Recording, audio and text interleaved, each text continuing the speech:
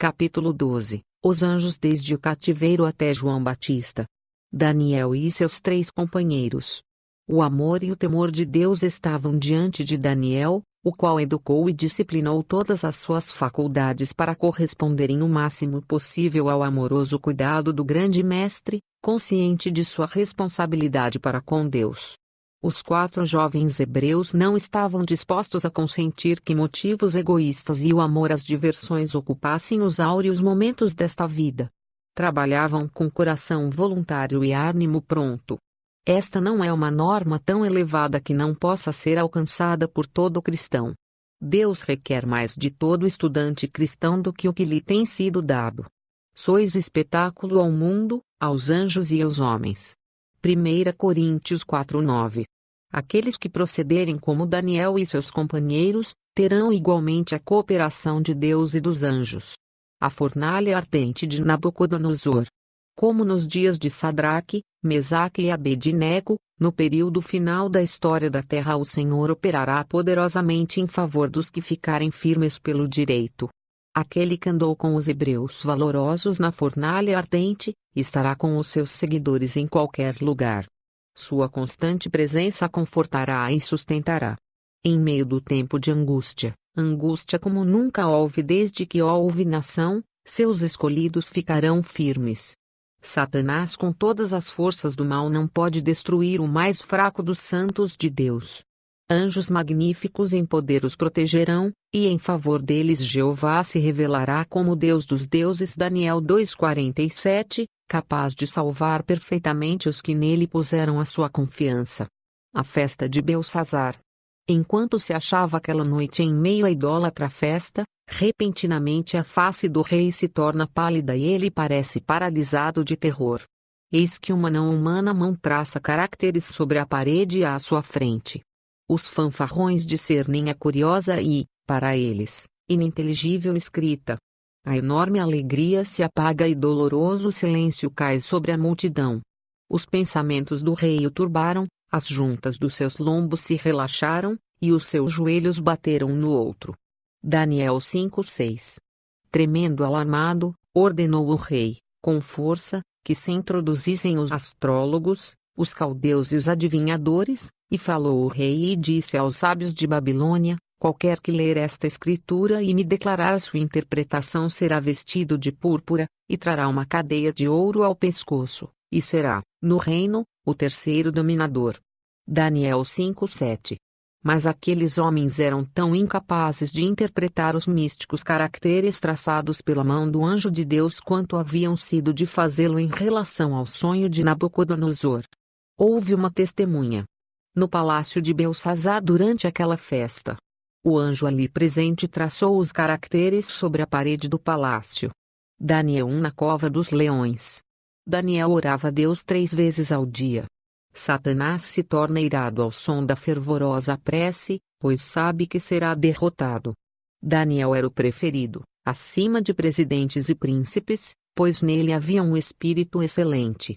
Anjos caídos temiam que sua influência pudesse enfraquecer o controle que eles exerciam sobre os príncipes do reino. A acusadora multidão de anjos maus despertou a inveja e ciúmes dos presidentes e príncipes, de modo que passaram a vigiar atentamente a Daniel, esperando encontrar alguma ocasião de situá-lo mal num relatório ao rei, porém fracassaram. Então aqueles agentes do mal intentaram destruí-lo a partir de sua fidelidade a Deus. Anjos maus estabeleceram o plano e eles se apressaram em colocá-lo em prática. O rei ignorava os sutis propósitos maus intentados contra Daniel. Mesmo depois de conhecer plenamente o decreto do rei, Daniel prosseguiu ajoelhando-se diante de Deus, com as janelas abertas. Considerava as súplicas a Deus suficientemente importantes a ponto de sacrificar sua vida, do que abrir mão delas. Por causa de suas preces a Deus foi ele atirado na cova dos leões. Anjos maus realizaram até esse ponto seu propósito. Entretanto, Daniel prosseguiu orando, mesmo na cova dos leões. Porventura Deus se esqueceu dele? Oh, não! Jesus, o poderoso comandante dos exércitos do céu, enviou o seu anjo para fechar a boca dos famintos leões, de modo que não pudessem ferir o suplicante homem de Deus, e assim tudo permaneceu em paz naquele terrível fosso. O rei testemunhou sua preservação e o fez sair com honras. Satanás e seus anjos foram derrotados e se iraram. Os agentes que Satanás utilizara foram condenados a perecer da maneira terrível que eles haviam destinado a Daniel. Gabriel é enviado para explicar a visão de Daniel 8 pouco antes da queda de Babilônia, quando Daniel estava meditando nessas profecias, de Isaías e Jeremias, e buscando a Deus a fim de compreender os tempos. Foi-lhe dado uma série de visões concernentes ao surgimento e queda de reinos. Com a primeira visão, segundo se acha registrada no 7º capítulo do livro de Daniel, foi-lhe dada a interpretação, mas nem tudo ficou claro para o profeta. Os meus pensamentos muito me espantavam, ele escreveu de sua experiência nesse tempo, e mudou-se em mim o meu semblante, mas guardei essas coisas no meu coração. Daniel 7:28. Mediante outra visão foi derramada luz adicional sobre os acontecimentos do futuro, e foi ao final desta visão que Daniel ouviu um santo que falava, e disse outro santo àquele que falava: até quando durará a visão? Daniel 8:13. A resposta: até 2300 tardes e manhãs, e o santuário será purificado. Daniel 8:14, encheu de perplexidade. Fervorosamente procurou entender o significado da visão. Ele não podia compreender a relação dos 70 anos do cativeiro como preditos por Jeremias, para com os 2300 anos que nessa visão ouvira o visitante declarar que mediariam até a purificação do santuário. O anjo Gabriel lhe deu uma interpretação parcial, mas quando o profeta ouviu as palavras, só daqui a muitos dias se cumprirá. Daniel 8:26, ele desmaiou. Levando ainda o fardo pelo bem de Israel, Daniel estudou de novo as profecias de Jeremias. Elas eram muito claras. Com fé fundada na segura palavra da profecia, Daniel pleiteou do Senhor o imediato cumprimento dessas promessas. À medida que a oração de Daniel avança, o anjo Gabriel voa rapidamente desde as cortes celestiais, para assegurar ao profeta que suas orações haviam sido ouvidas e atendidas. Este poderoso anjo fora comissionado para dar sabedoria e compreensão a Daniel, para abrir diante dele os mistérios de eras futuras.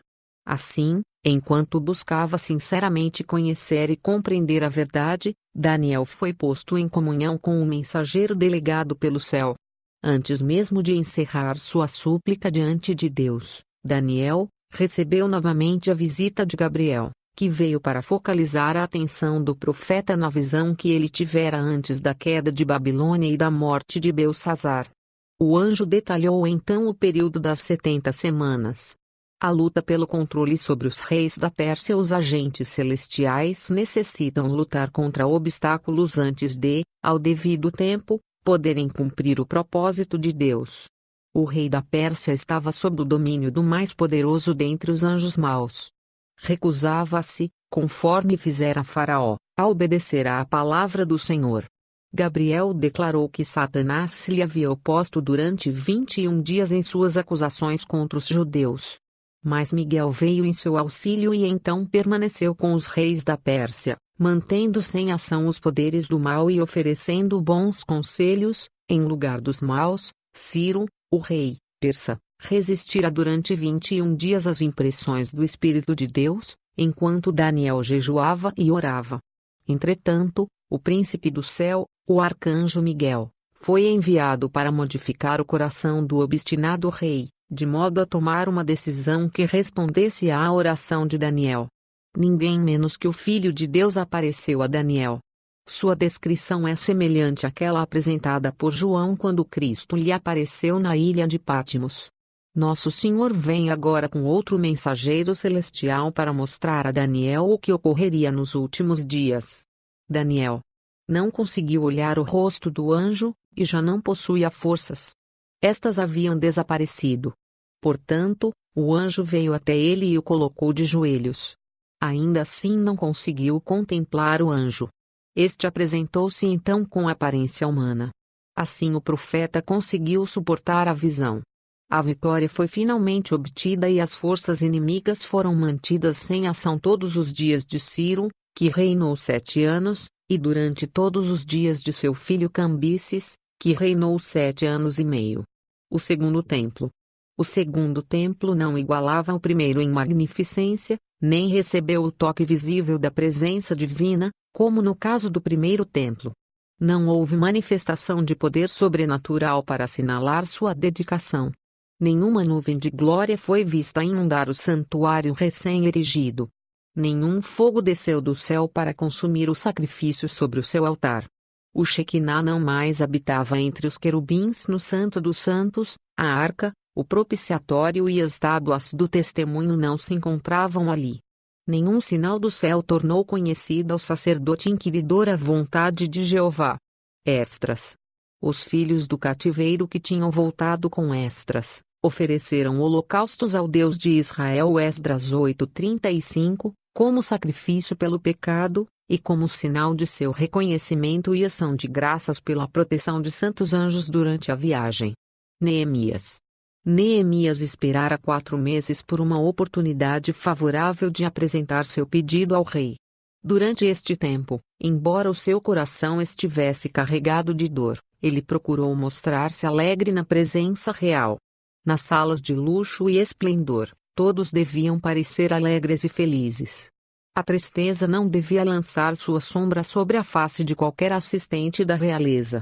Mas no período de retraimento de Neemias, ocultas da vista dos homens, muitas foram as orações, as confissões, as lágrimas, ouvidas e testemunhadas por Deus e os anjos. As visões de Zacarias. Tornei a levantar os meus olhos, diz Zacarias, e vi um homem em cuja mão estava um cordel de medir. E eu disse: para onde vais tu? E ele me disse: medir Jerusalém, para ver qual é a sua largura e qual o seu comprimento. E eis que saiu o anjo que falava comigo, e outro anjo lhe saiu ao encontro e lhe disse: corre, fala a este jovem, dizendo: Jerusalém será habitada como as aldeias sem muros, por causa da multidão, nela, dos homens e dos animais. E eu, diz o Senhor, serei para ela um muro de fogo em redor e eu mesmo serei, no meio dela, a sua glória. Zacarias 2:1-5. A visão de Josué e o anjo. A cena de Satanás como acusador foi apresentada diante do profeta. Ele diz: Deus me mostrou o sumo sacerdote Josué, o qual estava diante do anjo do Senhor, e Satanás estava à mão direita dele, para se lhe opor. Zacarias 3:1. Uma ilustração muito viva e impressionante da obra de Satanás e da de Cristo, e do poder de nosso mediador para vencer o acusador de seu povo, é dado na profecia de Zacarias. Em santa visão o profeta contempla a Josué, o sumo sacerdote, vestido de vestes sujas. Zacarias 3:3, diante do anjo do Senhor, suplicando a misericórdia de Deus em favor de seu povo, que se acha em profunda aflição. Satanás acha-se à sua mão direita, para resistir-lhe. Visto que Israel fora escolhido para preservar na terra o conhecimento de Deus, tinham sido eles desde quando vieram a existir como nação, o objeto especial da inimizade de Satanás, e ele determinara promover sua destruição. Não lhes podia ele fazer mal algum enquanto fossem obedientes a Deus, por isso dobrou todo o seu poder e astúcia para os induzir ao pecado. Enganados por suas tentações, haviam transgredido a lei de Deus, separando-se assim da fonte de sua força, tendo sido deixados a tornar-se presa de seus inimigos gentios. Foram levados em cativeiro para a Babilônia, e ali permaneceram por muitos anos. Entretanto, não foram abandonados pelo Senhor. Foram-lhes enviados seus profetas, com repreensões e advertências. O povo foi desperto para reconhecer sua culpa, humilharam-se perante Deus e a ele volveram com arrependimento verdadeiro. Então o Senhor lhes enviou mensagens de animação, declarando que os livraria do cativeiro e os restauraria ao seu favor. Isso era o que Satanás estava resolvido a impedir. Já um remanescente de Israel voltara para sua terra, e Satanás procurava levar as nações pagãs, que eram agentes seus, a destruí-los por completo. O sumo sacerdote, Josué, não se pode defender, nem ao seu povo, das acusações de Satanás. Não alega que Israel esteja livre de falta. Em suas vestes sujas, simbolizando os pecados do povo, com os quais ele arca como representante seu, está ele perante o anjo, confessando a falta deles, mas ao mesmo tempo alegando seu arrependimento e humilhação, confiando na misericórdia de um Redentor que perdoa o pecado e, com fé, suplicando as promessas de Deus. Então o anjo, que é o próprio Cristo, o Salvador dos pecadores, reduz ao silêncio o acusador do seu povo, declarando: O Senhor te repreende, ó Satanás. Sim, o Senhor, que escolheu Jerusalém, te repreende. Não é este um tição tirado do fogo? Zacarias 3:2. Israel por muito tempo permanecerá na fornalha da aflição. Por causa de seus pecados foram quase consumidos na chama acesa por Satanás e seus agentes, para sua destruição, mas Deus agora se lançara à obra de os salvar. Penitentes e humilhados como se acham, o compassivo Salvador não abandona seu povo ao cruel poder dos pagãos.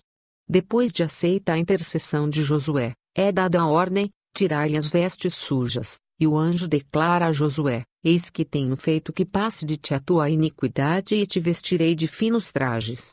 Puseram-lhe, pois, sobre a cabeça um turbante limpo e o vestiram com trajes próprios. Zacarias 3:4, 5. Foram perdoados os seus próprios pecados e os do povo. Israel vestiu vestes novas, a justiça de Cristo imputada a eles.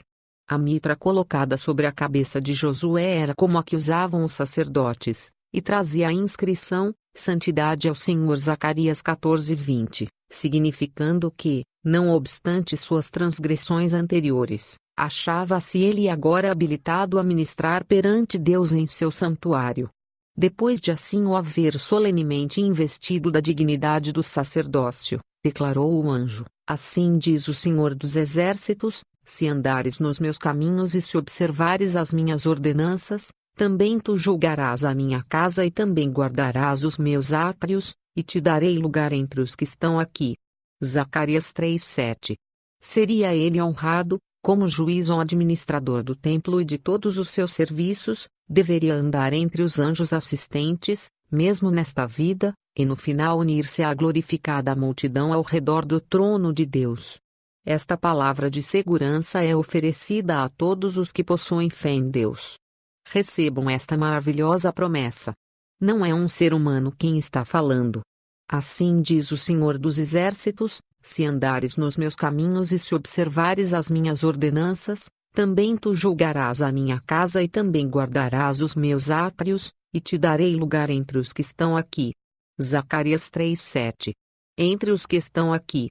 Os exércitos dos inimigos, que tentam levar o povo de Deus à divisão, e os exércitos do céu, milhares e dezenas de milhares de anjos, que protegem e guardam o tentado povo de Deus, animando-os e fortalecendo-os, são estes os que estão aqui.